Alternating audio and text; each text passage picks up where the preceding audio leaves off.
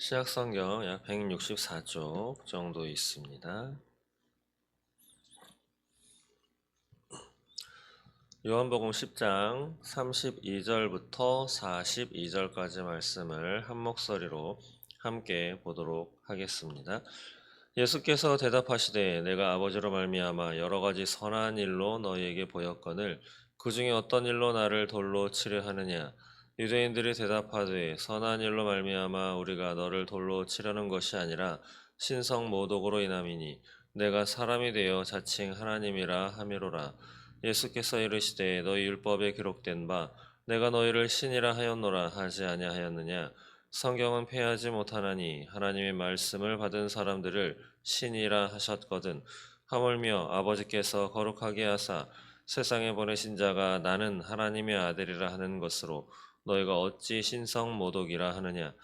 만일 내가 내 아버지의 일을 행하지 아니하거든 나를 믿지 말려니와 내가 행하거든 나를 믿지 아니할지라도 그 일은 믿으라.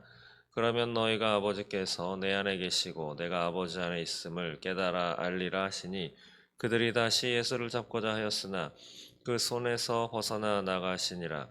다시 요단강 건너 요단강 저편 요한이 처음으로 세례 베풀던 곳에 가사 거기에 거하시니 많은 사람이 왔다가 말하되 요한은 아무 표적도 행하지 아니하였으나 요한이 사람을 가리켜 말한 것은 다 참이라 하더라.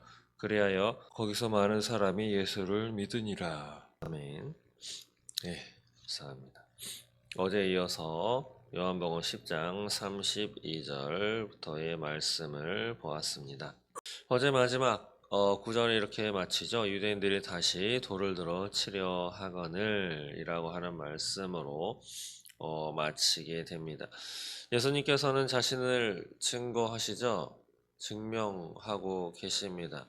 마치 지금 윤석열 대통령이 탄핵 심판 소추를 받아 탄핵 심판 재판을 받고 있는 것처럼 거기 많은 변호인들.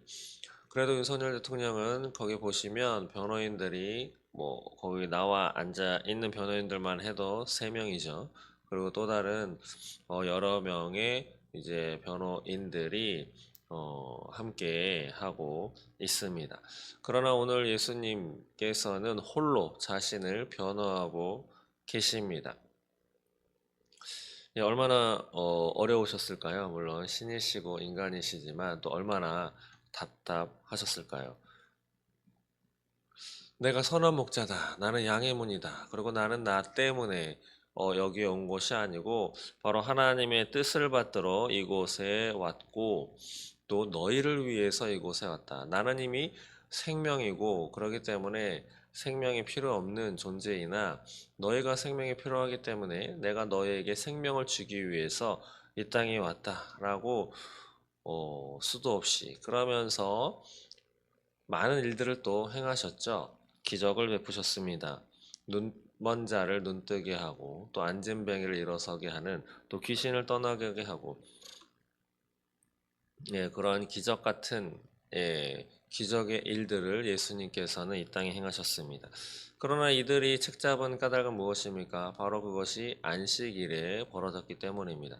근데 정말 그것이 안식일에 벌어졌기 때문에 이런 유대인들이 책잡아서 예수님을 신성모독으로 또 하나님의 율법을 어긴 자로 이렇게 치부하고 생각했을까요? 안식일에 예수님께서 병자를 치유하셨다. 안식일에 일을 하셨다라고 하는 것은 구실일 뿐입니다. 왜냐하면 그들도 안식일에 무언가 하거든요. 그래서 예수님께서 너희들은 안식일 날에 너희가 기르고 있는 소나 양이나 그런 것들이 물에 빠지면 건지지 않겠느냐라고 질문을 하셨을 때 아무도 그것에 대해서 대답하지 않았습니다. 단지 그들은 예수님을 싫어했습니다. 왜냐하면 자신들이 갖고 있는 이득을 빼앗길까 두려워했기 때문이죠. 자신들은 다른 뜻을 갖고 있었습니다. 그 뜻이 하나님과 합한 하나님의 뜻을 본인의 뜻으로 갖고 있었으면 아무런 문제가 되지 않았겠지만 그들은 다른 뜻을 가지고 있었다라고 하는 거죠. 오늘 대한민국에서 이루어지고 있는 그런 재판, 또 재판을 둘러싼 많은 사람들의 무리가 있습니다. 그들 또한 그들의 속내, 그들의 뜻은 또 다들 다른 뜻을 가지고 있을 것입니다. 그 뜻 가운데도 하나님의 뜻만이 이루어질 줄 믿습니다. 오늘 본문 말씀에서 예수님은 돌로 치려 하는 그들에게 다시 대답하면서 질문을 하십니다. 32절에 예수께서 대답하시되 내가 아버지로 말미암아 여러 가지 선한 일로 너에게 보였거늘 그 중에 어떤 일로 나를 돌로 치려 하느냐 이렇게 물어봅니다. 그랬더니 이들이 대답을 하죠. 33절에 유대인들이 대답하되 선한 일로 말미암아 우리가 너를 돌로 치려는 것이 아니고 신성 모독으로 인함이니 내가 사람이 되어 자칭 하나님이라 하미로라. 유대인들이 예수님을 돌로 치려 하는 것은 너가 선한 일, 착한 일, 좋은 일을 했기 때문이 아니다. 여기서 말하죠. 그러면서 너가 신성 모독을 범했다. 너 사람인데, 우리 앞에 나타난 사람인데, 너가 어떻게 하나님이라고 너를 일컬어 이야기하느냐? 레위기 24장 16절에 보시면 여호와의 이름을 모독하는 자는 반드시 죽일지니라는 말씀이 있습니다. 모세가 준 계명이죠. 율법입니다. 여호와의 이름을 모독하는 자, 망령되이 이르는 자 또한 죄 없다 하지 않겠다라고 하는 말씀도 있죠. 여호와의 이름을 모독하는 자 반드시 죽여라. 그렇기 때문에 유대인들은 하나님의 이름을 감히 입 밖에 내기를 두려워했습니다. 왜냐하면 죽을까 봐. 그래서 전에 내려오는 기록에 따르면 성경을 지금과 같이 인쇄한 것이 아니고 직접 손으로 필사를 했죠. 직접 적었습니다. 그렇게 적으면서도 하나님의 이름이 나올 때는 그들은 잠시 멈추어서 기도도 하고 이렇게 있다가 썼는데 그것도 아도나이라고 이렇게 썼습니다. 하나님의 이름을 두려워했던 것이죠. 죽을까 봐. 그랬는데 이러한 법률, 이러한 율법에 철저하게 이것 법을 들이대어 예수님을 책잡은 거죠. 그들이 진짜로 예수님이 하나님의 아들임을 알았다면, 아니 인정을 했다면, 하나님이 제정한 법률을 하나님의 아들, 친아들, 하나님과 동등된 신의 위치에 있었던 그분에게 이것을 적용할 수 있었겠습니까? 법률은 적용되는 분야가 있습니다. 교통질서를 어겼을 때는 도로교통법이 적용이 됩니다. 또 사람에게 금전적인 피해를 입혔을 때는 민사법, 민법, 민사소송법 뭐 이런 법이 적용이 됩니다. 거기에다가 사람을 징역살이하는 교도소에 들어가게 하는 그러한 법률이 되어 있는 형법을 적용하지는 않습니다. 그리고 사람에게 위해를 가하거나 피해를 입히거나 그러한 범죄를 저질렀을 때 돈으로 배상하는 것으로 안 된다. 이 사람은 사회로부터 격리를 시켜야 돼 라고 하는 법에는 형법이 적용이 되는 것이죠. 그런 죄를 저지르지 않은 사람의 것을 적용한다면 문제가 되는 것입니다. 이렇게 이 땅에서도 어떠한 법이 누구에게 적용이 돼서 실행이 될 때에도 구분이 되는 것인데 하나님이 주신 법률은 인간에게 적용되는 것입니다. 하나님에게 적용되는 것이 아니죠. 왜냐하면 하나님이 만들었기 때문에 그 대상은 인간입니다. 이런 유대인들은 예수님을 한낱 인간으로밖에 보지 않은 것이죠. 그것도 자신들의 이득을 빼앗길까 두려운 대상인 한 인간, 뛰어난 인간, 우리보다 자기 자신보다 하나님의 말씀을 더 잘 알고 더 잘 해석하고 자신들이 열심히 했고 열심히 공부해서 안다고 생각했고 누구보다도 하나님의 법률, 계명, 율법을 누구보다도 잘 안다고 했던 자신들보다 더 뛰어난, 더 수준이 완전히 다른 해석을 해내는 그리고 그 말씀을 여기저기 적용도 하는 그런 예수님을 두려워했던 것이죠. 이랬던 사람이 바로 유대인들입니다. 그래서 레위기 24장 16절에 여호와의 이름을 모독하는 자는 반드시 죽여라 라고 하는 이 율법 규정을 들이대면서 너가 신성 모독죄에 해당된다 라고 이야기를 하죠. 그랬더니 예수님께서 똑같은 율법, 하나님의 말씀, 계명을 가지고 맞받아칩니다. 34절 보시면 예수께서 이르시되 너희 율법에 기록된 바 내가 너희를 신이라 하였노라 하지 아니하였느냐. 성경은 폐하지 못하나니 하나님의 말씀을 받은 사람들을 신이라 하였거든. 하물며 하나님께서 거룩하게 하사 세상에 보내신 자가 나는 하나님의 아들이라 하는 것으로 너희가 어찌 신성 모독이라 하느냐. 예, 예수님께서 율법 하나님의 말씀을 들이대면서 반박을 하십니다. 34절 내가 너희를 신이라 하였노라 라고 하는 말씀은 시편 82편 6절에 해당되는 말씀입니다. 예, 한번 찾아볼까요? 시편 82편 6절입니다.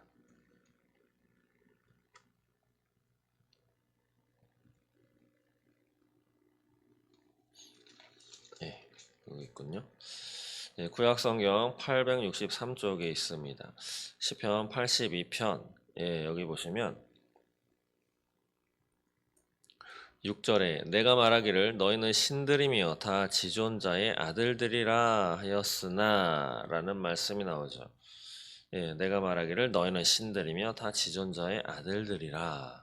네, 이 시편, 이 말씀을 예수님께서 적용하시면서 이야기를 하는 거죠. 내가 너희를 신이라 하였노라 하지 아니하였냐?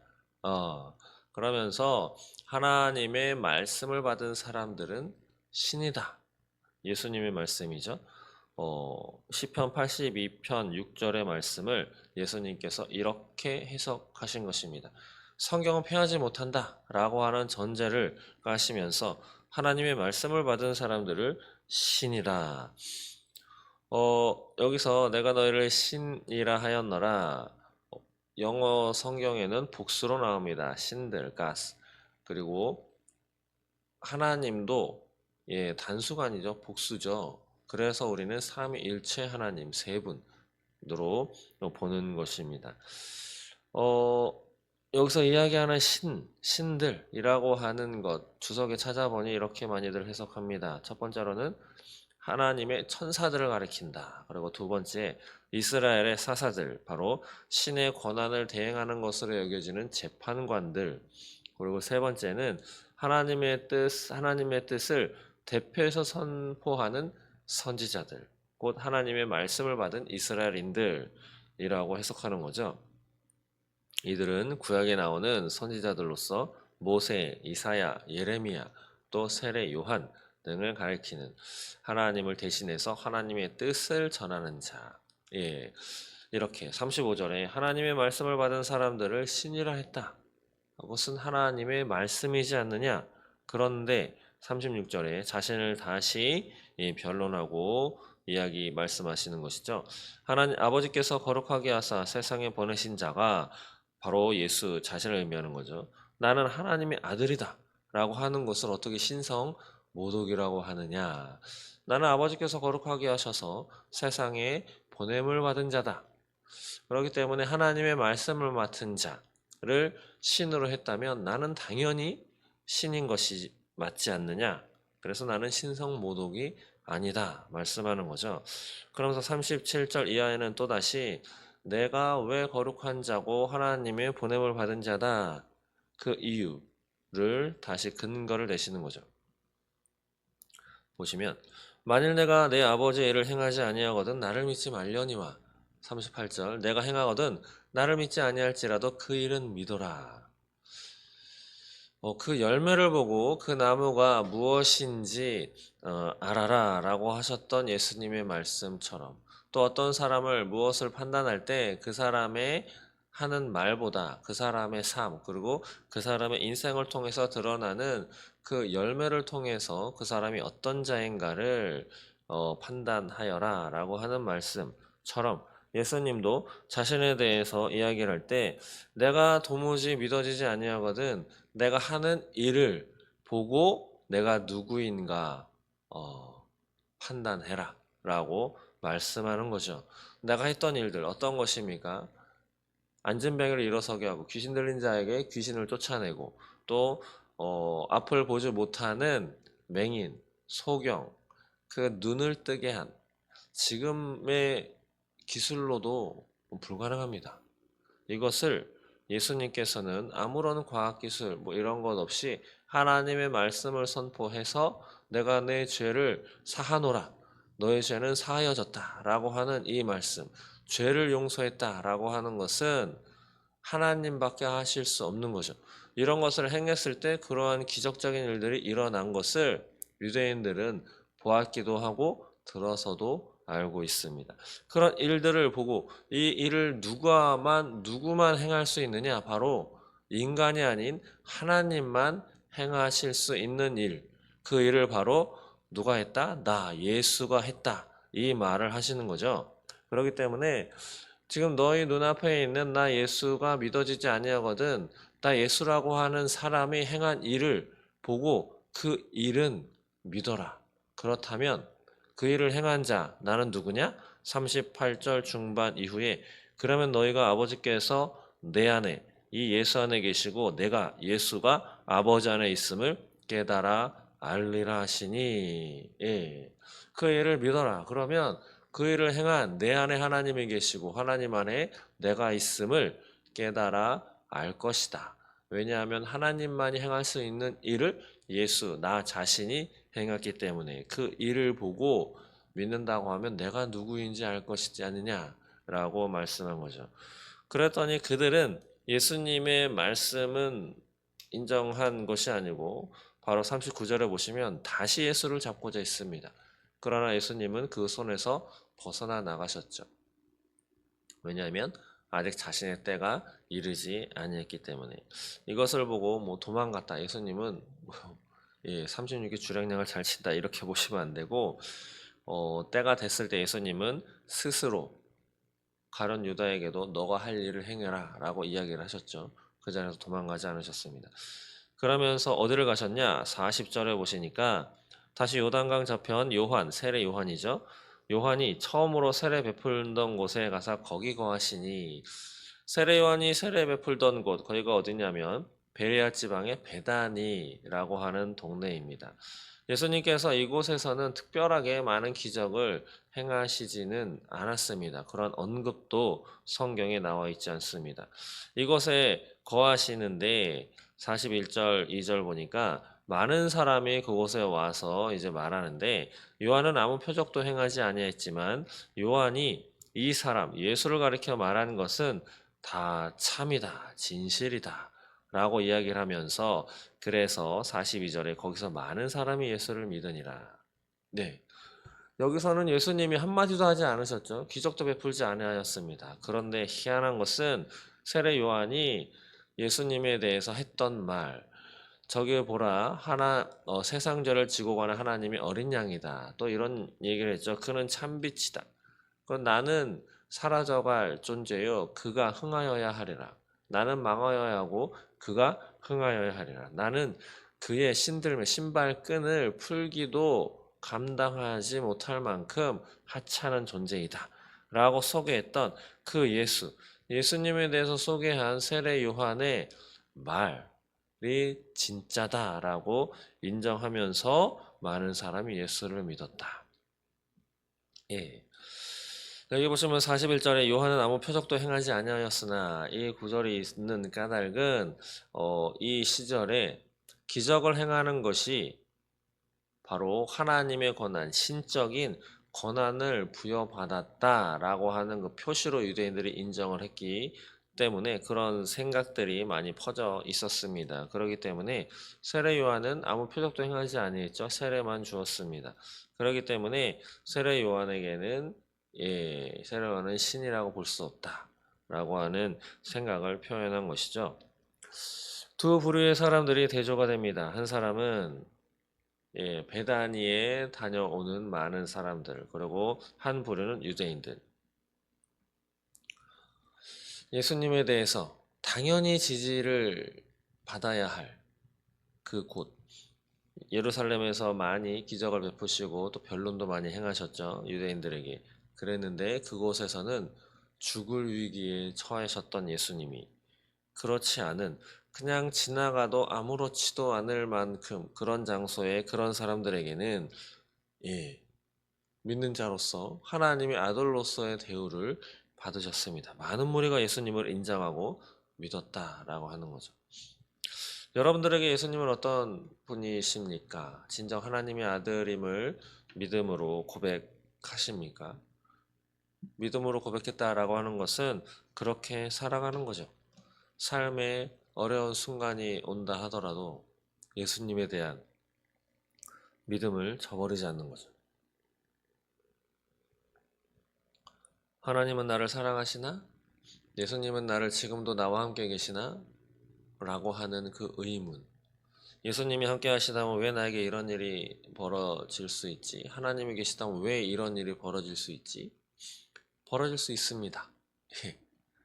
그분 마음대로 하실 수 있는 권한과 주권자가 그분이시기 때문에. 그렇지 않나요? 예, 나에게 어려운 일이 하나님을 숭배하고 하나님을 경배한다 할지라도 내 삶에 어려운 일이 대표적인 존재가 욥입니다. 예, 나에게 어려운 일이 있을까봐 매번 제사를 지냈다라고 하는 것으로 그 두려움 때문에 하나님의 그 시험을 받았다, 시험을 허락했다라고 해석하는 주석의 이야기도 있지만 꼭 그것 때문이었을까요? 사단이 하나님께 저 욥에게 좋은 것을 주었기 때문에 욥이 하나님을 믿는 거 아닙니까? 그것을 빼앗아 보십시오. 그렇다면 반드시 하나님을 저주하고 떠날 것입니다. 라고 했던 사단의 그 질문에 하나님은 응답을 하신 것입니다. 왜 응답을 했느냐? 뭐 하나님 마음이죠. 예, 여기저기 아무리 살펴보아도 알 수 없습니다. 하나님 마음인데. 나가 에서는 미워하고 야곱은 사랑했다. 하나님 마음이죠. 왜 이스라엘을 택했을까요? 성경의 근거는 나와 있다고 보지만 세상의 가장 작은 민족이다. 유대 민족만 작았을까요? 예, 더 작은 민족 찾아보면 있습니다. 하나님 마음이죠. 그들의 어떤 모습 때문에 하나님이 택함 받았는지 모르지만 하나님 마음입니다. 저 여러분이 믿게 된 예수님의 예수님을 따르는 사람이 될 수 있었던 것, 하나님의 택함 받았다라고 이야기하지만 무엇 때문에 하나님이 택하셨을까요? 예, 하나님의 마음이죠. 그래서 우리는 그것을 하나님의 은혜와 사랑이다 라고 이야기하는 것입니다. 당연히 지지해야 할 사람은 그렇지 않고 돌로 치러 죽이려 하였는데 전혀 그러지 않았던 사람들은 세례 요한의 말을 인정을 하고 참이다 라고 하면서 예수를 믿었습니다. 그렇다면 2025년도를 살아가는 우리들은 하나님의 은혜를 받은 자로서 어느 부류에 속해야 하겠습니까? 세상은 참 어지럽습니다. 더 어지러울 것입니다. 더 이해가 가지 않은 일들이, 더 나를 복잡하게 하는 일들이, 더 내 삶을 어렵게 하는 일들이, 그리고 예배하는 것조차도 쉽지 않은 때가 올 것입니다. 그러할 때에도 하나님에게 원망을 하는 것이 아니고 그러한 그 순간에도 하나님을 향한 믿음과 예수님이 나의 구주시다. 예수님이 진정한 하나님이고 진정한 인간으로 이 땅에 오신 나의 구주시다. 예수님이 나의 메시아며 그리스도다. 라고 하는 믿음을 끝까지 잃어버리지 않고 그 믿음을 가지고 오늘을 살아내는 저 여러분 되시기를 소망합니다. 예수님은 하나님이십니다. 기도하겠습니다. 하나님 감사합니다. 오늘을 살아가는 우리들 예수님이 누구신지 또 예수님을 통해서 하나님이 어떤 분인지 또 깨닫게 하시니 감사합니다. 성경의 모든 말씀, 구약의 말씀뿐 아니라 신약의 말씀 또한 하나님의 아들로 오신 예수 그리스도에 대한 말씀이며 그 말씀을 통해서 하나님을 알고 또 예수를 알고 나를 향한 하나님의 계획을 깨닫게 하시니 감사합니다. 성경을 통해서 하나님을 깨닫게 하시고 또 예수님이 행하신 말들과 행한 일들을 통해서 예수가 누구인지 또 하나님이 누구인지 하나님의 사랑과 공의와 이 땅을 향한 나를 향한 하나님의 계획을 깨달아 알게 하시고 또 하나님의 자녀로서 오늘을 올곧게 거룩하게 살아낼 수 있도록 주님 인도하여 주옵소서. 감사합니다. 예수님의 이름으로 기도드립니다. 아멘.